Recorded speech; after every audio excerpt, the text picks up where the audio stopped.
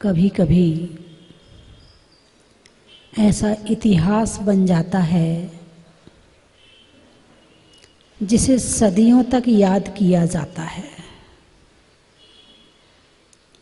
और वही इतिहास बना जहाजपुर में।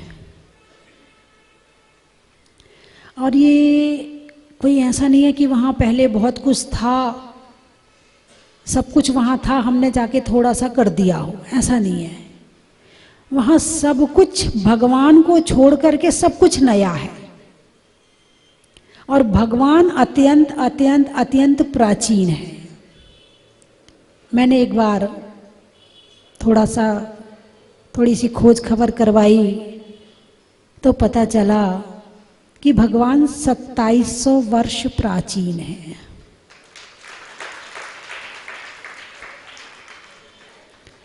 और भगवान की जो प्रतिमा है वो प्रतिमा कसौटी रत्न की है। कसौटी जानते हो, जिस पर सोना कसा जाता है और देखा जाता सोना खरा है या नहीं है। कई वहाँ पर जौहरी आते थे और उन्होंने देखा कोई देख नहीं रहा है तो थोड़ी सी सोने की अंगूठी अपनी उसमें लगा देते थे, नीचे जो सिंहासन होता था ना उसमें लगा के देखते थे है कि नहीं है। उनके पास छोटे छोटे टुकड़े होते हैं, जो जौहरी होते हैं उनके पास में छोटे छोटे कसौटी रत्न के टुकड़े होते हैं, और वो तो 4 फीट के भगवान, इतना विशाल, बहुत, मेरे ख्याल से पूरे भारत में नहीं है इतनी बड़ी प्रतिमा कसौटी रत्न की।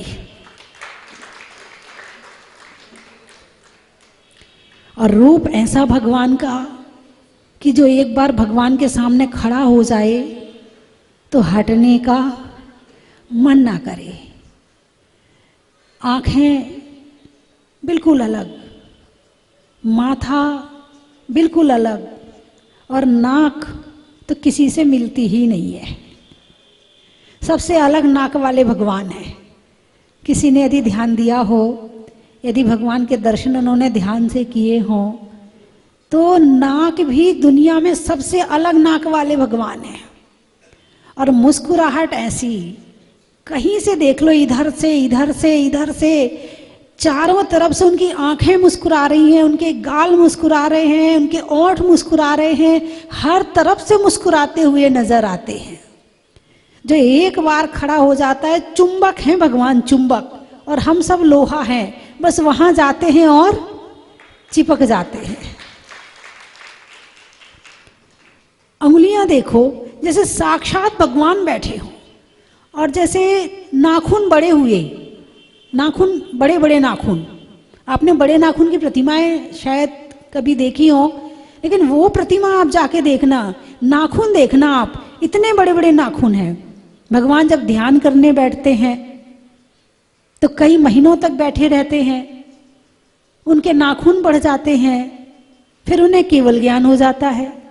फिर केवल ज्ञान होता है तो वो जितने रहते हैं उतने ही रुक जाते हैं।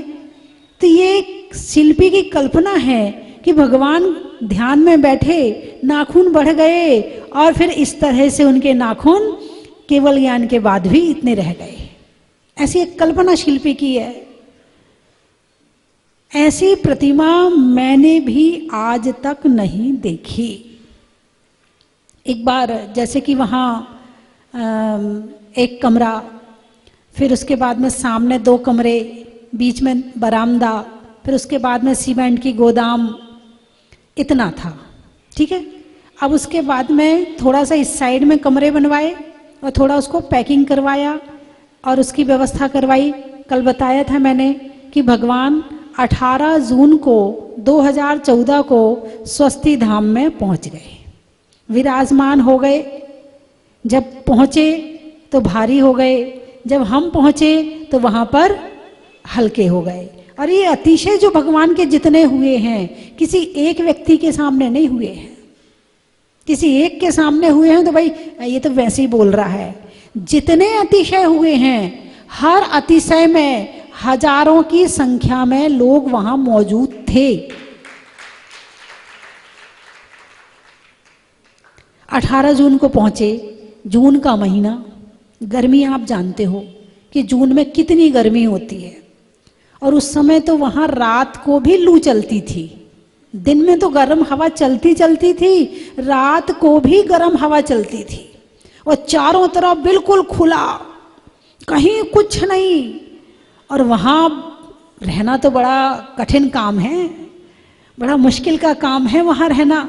लेकिन जब अंदर में भावना हो, भक्ति हो, तो सारे कष्ट सहन हो जाते हैं।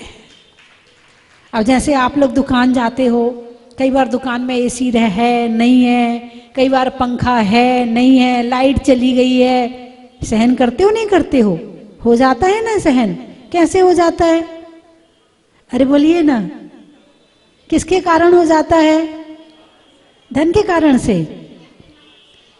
आपने भी सहन किया ना, कारण कुछ भी बना हो, यानी सहन करने की शक्ति तो है ना। अभी यदि यहां पंखा बंद कर दें, बताओ, इतनी भी व्यवस्था नहीं करते, यहां पंखा बंद हो गया है, यहां पूरी सुविधा चाहिए।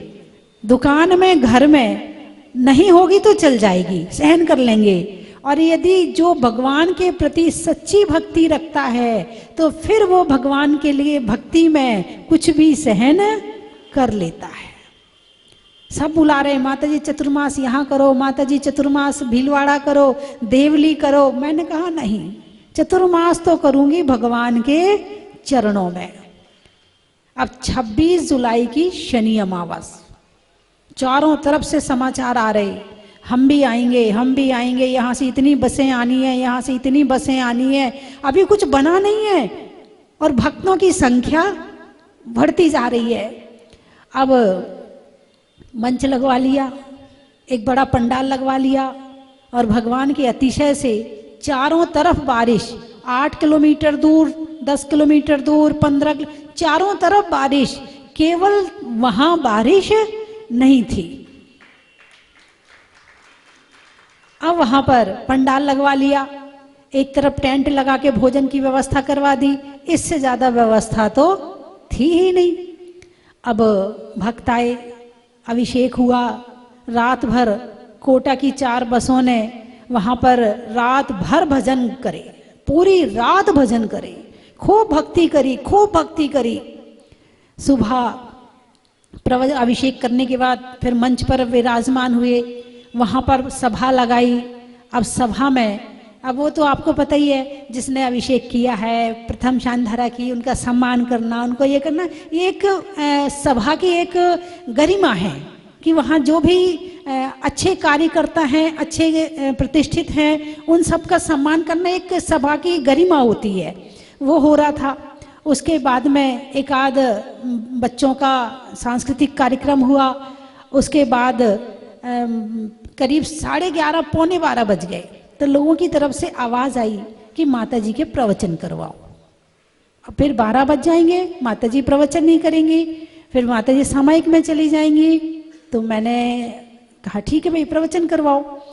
अब उसके बाद में कोटा की 4 बसें 1008 दीपक लेकर आई थी भगवान की आरती करने के लिए, और उन लोगों ने पीछे खड़े होके, सभा के पीछे खड़े होके आरती के थाल सारे तैयार कर लिए थे, दीपक प्रज्वलित कर लिए थे।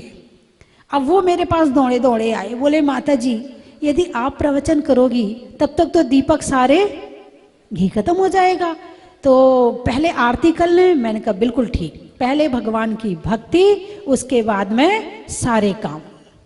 आरती हुई तो वो सारे आरती करके पीछे से आते हुए मंच ऐसा लगाया था कि भगवान भी उसमें नजर आ रहे थे।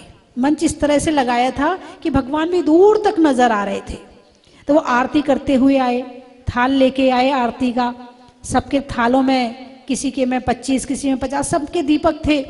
अब वो थाल मेरे सामने रखने लगे। मैंने कहा देखो, आपने भगवान की आरती करी है तो आप थाल कहाँ रखें? बोले भगवान के सामने। मैंने कहा बिल्कुल ठीक है, अब आप जाइए और सारे थाल भगवान के सामने रखिए, आपने उनकी आरती करी है। वो थाल रखने अंदर गए तो उन्होंने क्या देखा कि भगवान की आंख से रोशनी निकल रही है और भगवान का अभिषेक अपने आप हो रहा है।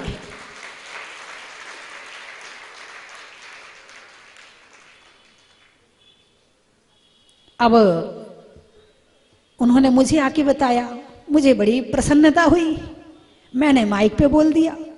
करीब 4-5 हजार आदमी वहां पर था, और जैसे ही मैंने बोला सारे का सारा पंडाल खाली।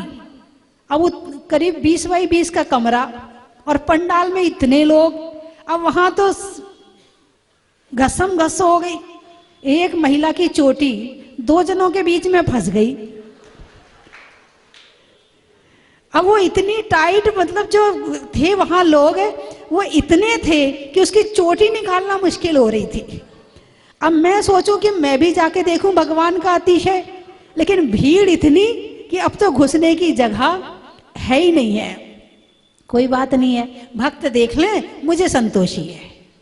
भक्तों के लिए भगवान अतिशय कर रहे हैं, मैं तो भगवान की भक्त हूं ही, मुझे तो अतिशय की जरूरत नहीं। भगवान अतिशय नहीं भी दिखाएंगे तो भी मैं भगवान की भक्त हूं ही। तो मैंने कहा भगवान के भक्त अतिशय देखे सारे, मैं शांति से बैठी रही।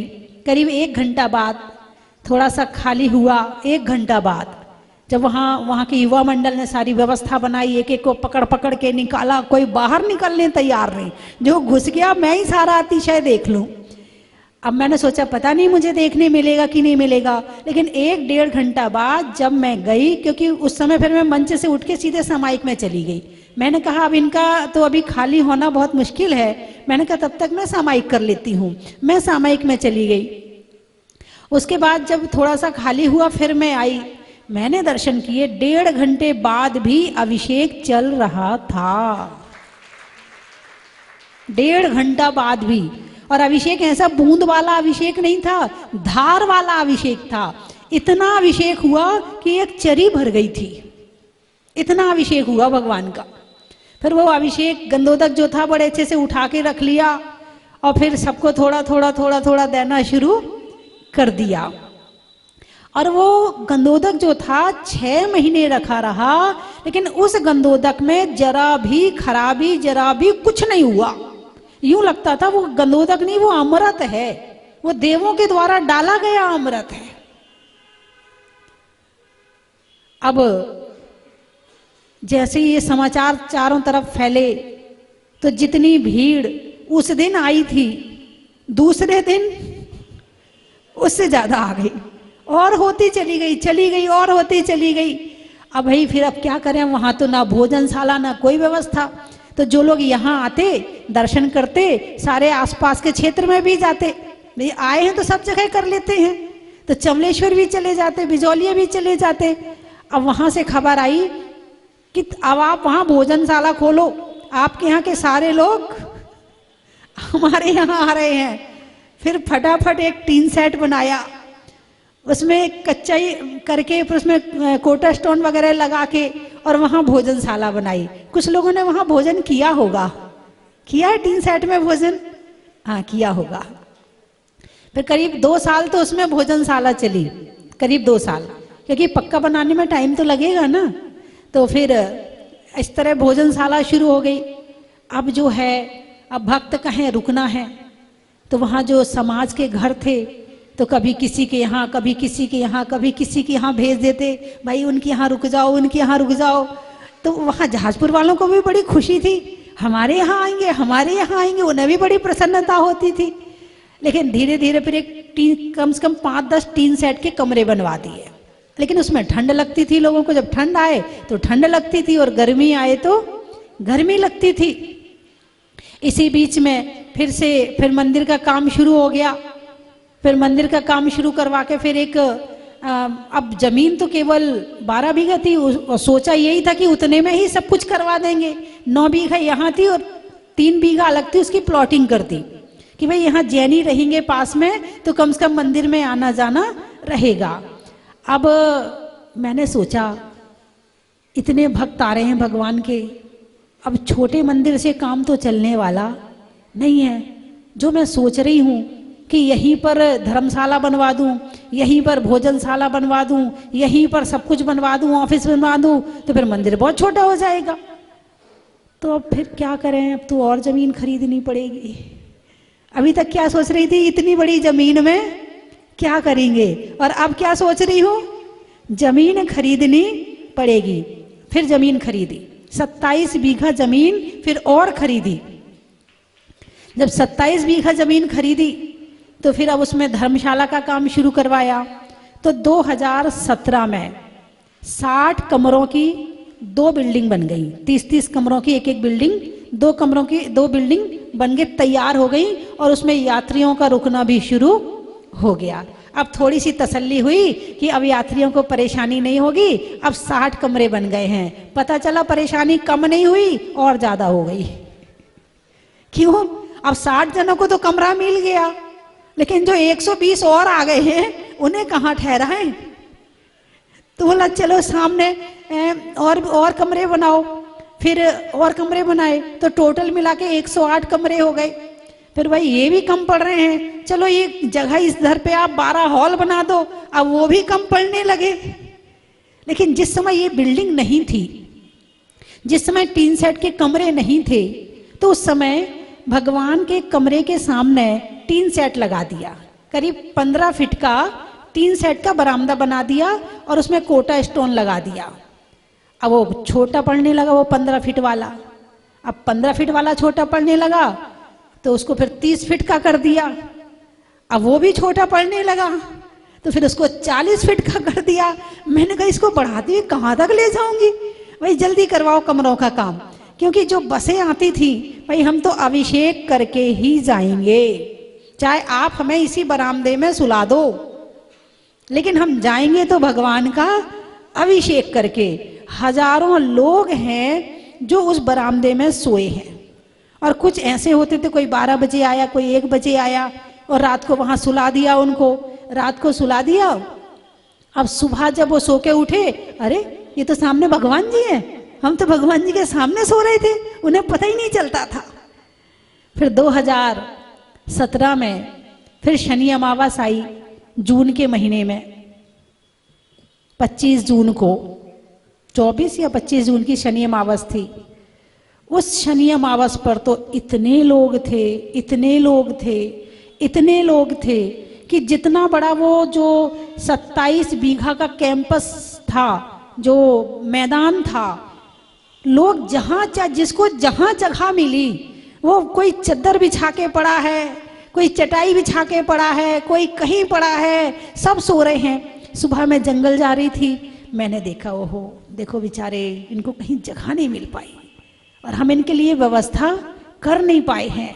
मुझे मन में बड़ा ऐसा विचार आ रहा था, लेकिन मैं जरा सा और आगे बढ़ी तो उन्हीं के बीच से ही निकलना पड़ रहा था मुझे। तो 1-2 के खर्राटे आ रहे थे, मैंने कहा कोई दिक्कत नहीं है, नींद ना देखे टूटी खाट, यदि नींद आ रही हो तो कोई दिक्कत नहीं है। सब आराम से पड़े थे खुले में ही, है ना। बहुत लोगों ने इस तरह से भी जीवन वहां पर रहे होंगे।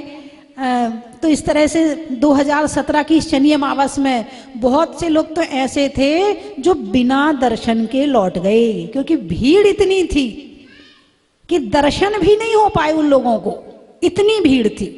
बोले हम जब दोबारा आ जाएंगे, जब कम भीड़ होगी तब हम आ जाएंगे। तो इस तरह से धीरे धीरे प्रोजेक्ट आगे बढ़ा। 27 बीघा जमीन और खरीदी, उसमें यात्री निवास बनाया।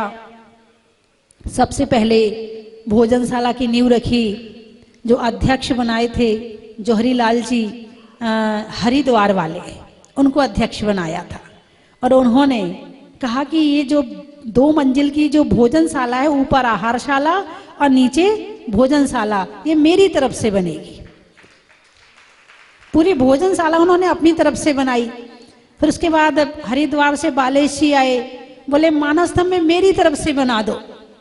फिर हमारे अशोक जी जो RK मार्बल वाले हैं, पाटनी जी, वो आए, बोले बेदी मेरी तरफ से बना दो, चाहे कुछ भी लगे आप बहुत अच्छी बनाओ। लेकिन वो बेदी पहले हो चुकी थी और उनका भाव था कि वेदी हम बनाएं।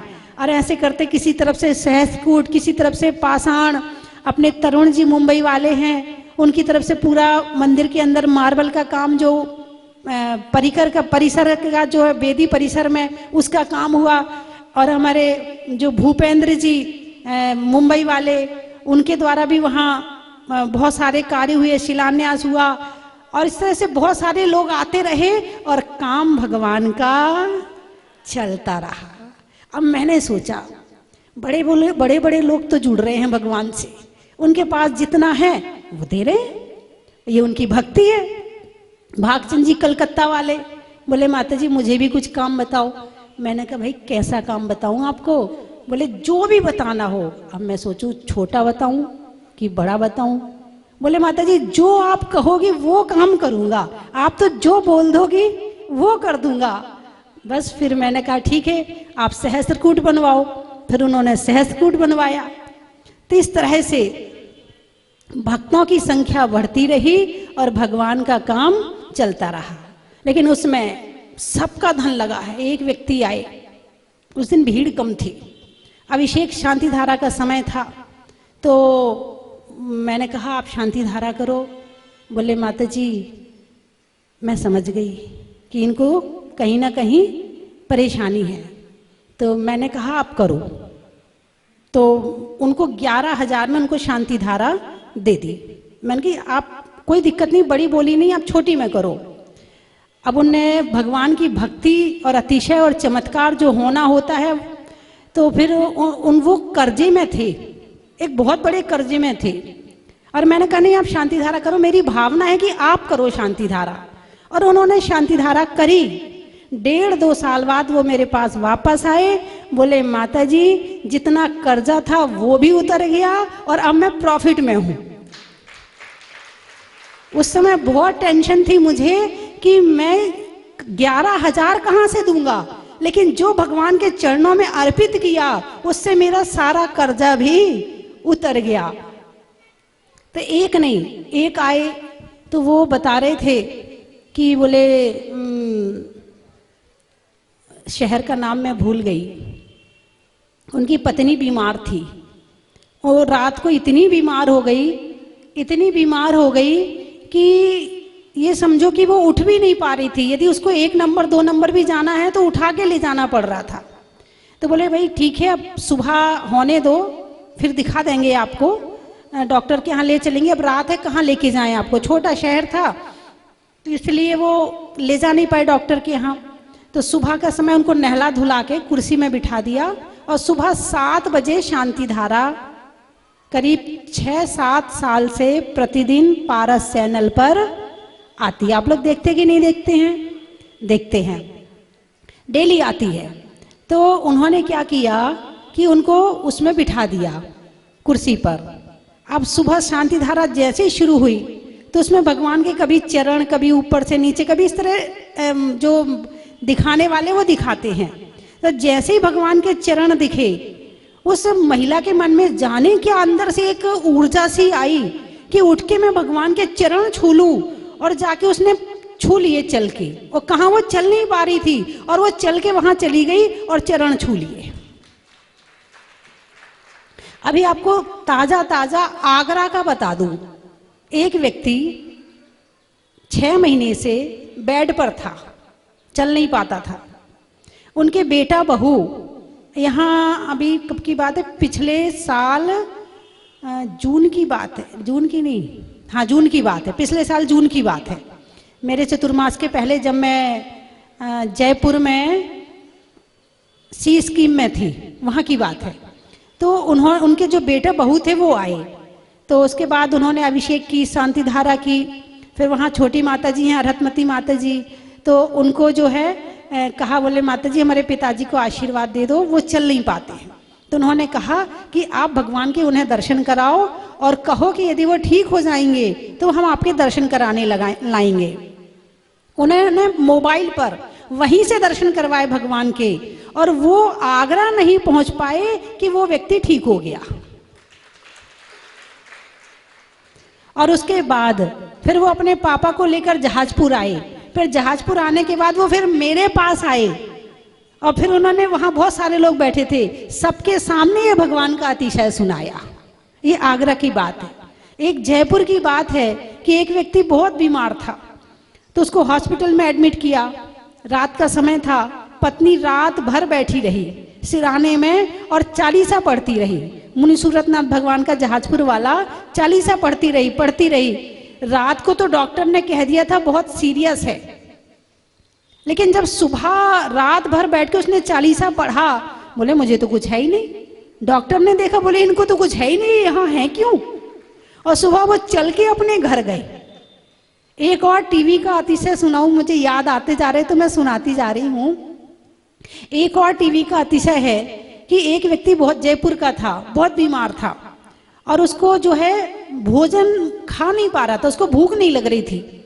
तो उसकी माँ जो है अभिषेक रोज देखती थी टीवी में, प्रतिदिन अभिषेक देखती थी टीवी में। तो वो अभिषेक बिल्कुल धीमी आवाज करके देख रही थी कि कहीं बेटा की नींद ना खुल जाए, बेटा बीमार है, बेटे की नींद ना खुल जाए। और टीवी उसी कमरे में रखी थी जहां बेटा सोता था। अब वो बड़ी धीमी आवाज करके अभिषेक देख रही, हाथ जोड़ के बैठी है और अभिषेक देख रही है भगवान का। अचानक बेटे की नींद खुल गई और जैसे उठ के बैठा तो सबसे पहले उसे भगवान के दर्शन हुए और उसने हाथ जोड़े, भगवान यदि 7 दिन के अंदर ठीक हो जाऊंगा तो मैं आपके चरणों में आपकी भक्ति करने आऊंगा। आप ये देखो कि 7 दिन के अंदर जो दवाइयां नहीं लग रही थी, जो डॉक्टर काम नहीं कर पा रहे थे, जो दवाइयां काम नहीं कर पा रही थी, 7 दिन के अंदर उसको भूख लगनी शुरू हो गई और 7 दिन के अंदर वो ठीक हो गया और वो भगवान के चरणों में आया। चलो स्वस्ति धाम, चलो स्वस्ति धाम, आओ स्वस्ति धाम, चलो स्वस्ति धाम, चलो स्वस्ति धाम, चलो स्वस्ति धाम, आओ स्वस्ति धाम, चलो स्वस्ति धाम। स्वस्ति धाम मुझे जाना है, मन में है ये धारणा। स्वस्ति धाम मुझे जाना है, मन में है ये धारणा। विश्व तीर्थंकर की मूरत हो। मुझे आज बहुत सौभाग्य है मेरा कि मैं इस पावन धरा में आज आ सका हूँ। स्वस्ति धाम में आकर मुझे बहुत अच्छी अनुभूति हो रही है। स्वयंभू प्रतिमा जो भगवान मुनि सूरतनाथ स्वामी की है और इनकी गणिका देवी की है, इसको देखकर बहुत अच्छा फील हो रहा है। चमत्कारिक प्रतिमा है, अतिशय क्षेत्र है ये। 5 साल में जितनी इसकी प्रसिद्धि हुई है, मैं सोचता हूँ कि अगले 5 साल में भारत के कोने कोने में इस मंदिर का नाम होगा। मैं भी किसी अजैन परिवार से सुन के आया था, मैंने सुना था बहुत अच्छा ये है, तो मैंने भीलवाड़ा जब आने का कार्यक्रम बना था, मैंने ऐसे ही कहा मैं उस मंदिर के अवश्य दर्शन करके आऊँगा। और बहुत ही अतिशयकारी प्रतिमा है और मुझे आज यहाँ कर आकर बहुत सुखद अनुभव हो रहा है। बहुत बहुत धन्यवाद। जय जिनेंद्र। कमेटी की तरफ से माननीय मेहता साहब, डिस्ट्रिक्ट जज श्री शर्मा साहब एवं हमारे स्थानीय जज महोदय, अधिकारीगण, सबका मैं हार्दिक अभिनंदन एवं स्वागत करता हूं। मैं आभार प्रकट करता हूं मेहता साहब के कि ये आप यहाँ पधारे, हमें गौरवान्वित किया। इस क्षेत्र पे मैं एक चीज़ और कहना चाहता हूं सर कि काफ़ी न्यायाधीश महोदयों का यहाँ पे आगमन होता रहता है। मैं नहीं जानता कारण क्या है कि, लेकिन हर क्षेत्र से यहाँ है। मेरी कांटेक्ट लिस्ट में 12 या 15 तो जज हैं ना जो सर मेरे कांटेक्ट लिस्ट में हैं। माननीय नरेंद्र जी जैन साहब जो रिटायर्ड सुप्रीम कोर्ट के जज हैं, दोनों हमारे यहाँ के और माताश्री के परम भक्त हैं। मैं आपसे निवेदन करूंगा कि आप भविष्य में फिर पधारें एवं बार बार आप लोग यहाँ पधारें, भगवान का की पूजन करें, पुण्यार्जन करें। मैं माननीय शर्मा जी से भी निवेदन करूंगा कि आप हमारे भीलवाड़ा के सबसे बड़े न्यायाधीश महोदय हैं, आपको कैसा लगा 2 शब्द आप भी है ना हमें प्रदान करें। सब हमारे भीलवाड़ा न्याय क्षेत्र के न्यायाधिपति महोदय और इस मंदिर के तमाम पदाधिकारीगण, माननीय मेहता साहब ने जब 2 दिन पहले मुझे कहा कि यहाँ का थोड़ा सा आप बताएं, तो उस समय तक मुझे पता नहीं था कि इतना भव्य मंदिर है ये। और माननीय मेहता साहब के कारण ही मैं आज यहाँ आ पाया हूँ और यहाँ आकर मुझे बहुत अच्छा लगा। बहुत एक असीम एक सुख की अनुभूति हुई। यहाँ इतनी शांति है इस मंदिर में कि मन एकदम प्रसन्न हो जाता है, शांत हो जाता है। तो मैं माननीय मेहता साहब से निवेदन करूंगा कि पुनः यहाँ पधारें सर और बार बार आएँ यहाँ, और साहब आएंगे तो हम बिल्कुल साथ में आएंगे ही। तो मैं अपनी वाणी को इन्हीं शब्दों के साथ विराम देता हूँ। आज भगवान की ये भव्य प्रतिमा देख के हमें इतना आनंद आया जिसका हम वर्णन भी नहीं कर सकते।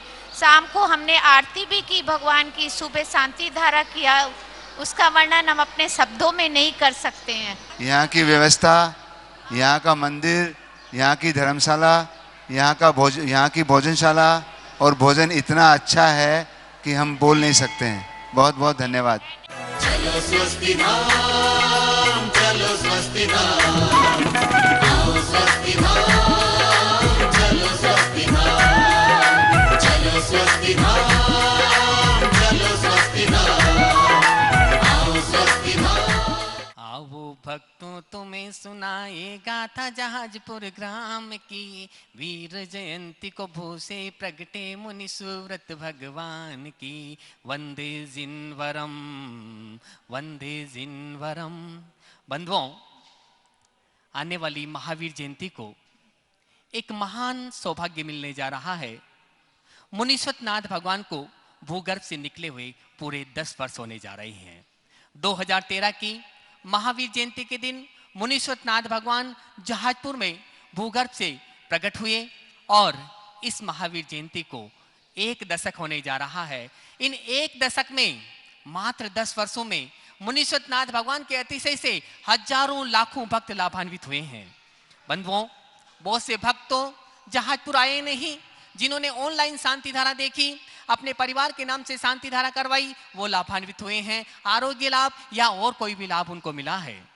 बंधुओं, मैं आपको सादर आमंत्रित करता हूं, आप महावीर जयंती 3 अप्रैल को जहाजपुर पधारें। भूगर्भ से प्रकटित चैतन्य चमत्कारी एक जीवंत प्रतिमा चतुर्थकालीन जिनबिंब के मस्तक पर अभिषेक करें, शांति धारा करें। यदि आप नहीं आ सकते हैं तो भी आप अपने नाम से उस दिन 1 कलश शांति धारा और महावीर विधान का पुण्यार्जन कर सकते हैं।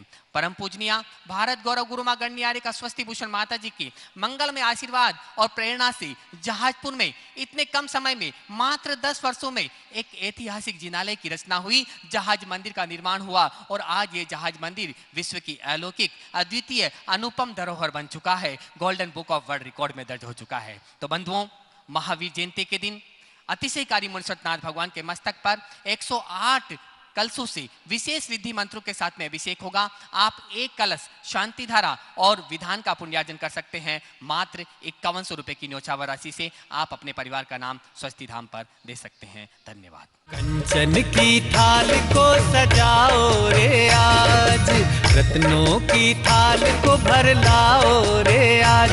आओ आओ करे रे गुणगान आरती भगवन की। आओ आओ करे गुणगान आरती भगवन की। आओ आओ करे रे गुणगान आरती भगवन की।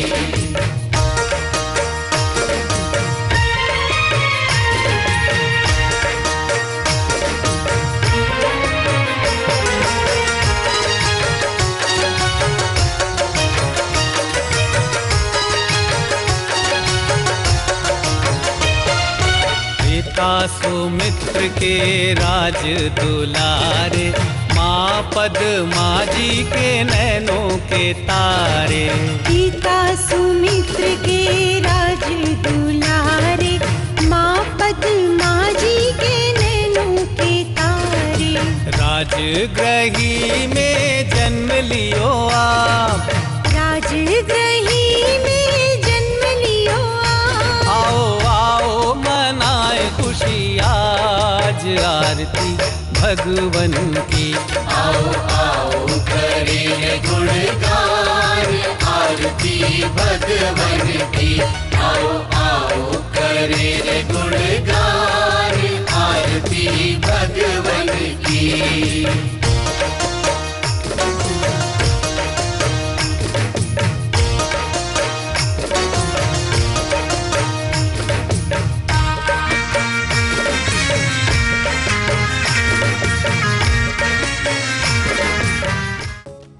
परम विदुषी लेखिका गणिनी आरिका रत्न श्री 105 स्वस्ति भूषण माता जी, जिन्होंने मात्र 20 वर्ष में 100 से भी अधिक किताबें लिखकर जैन समाज को अनूठा योगदान दिया है।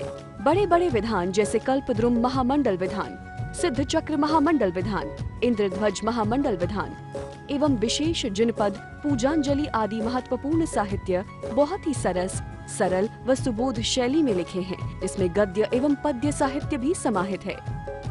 इन महान साहित्यों को पढ़कर आप भी अपने ज्ञान का विकास कर सकते हैं। साहित्य प्राप्त करने हेतु आज ही संपर्क करें। संपर्क सूत्र 7906062500 9868345768।